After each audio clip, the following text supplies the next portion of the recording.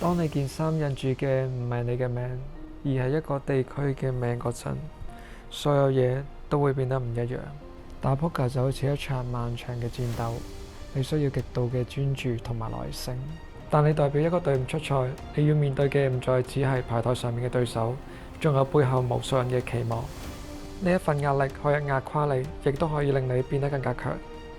我哋會將呢一份壓力轉化為計算每一手牌嘅動力，因為我哋知道喺牌台上面最可靠嘅唔係運氣，而係經過成千上萬次嘅練習之後，刻喺腦入邊嘅冷靜同埋判斷。唔係盲目咁衝，而係帶住腦去搏。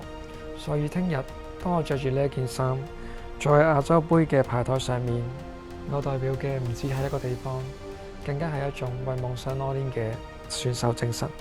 我會帶住所有支持我嘅人嘅期望去打好每一手牌。如果你都支持我，留言加油！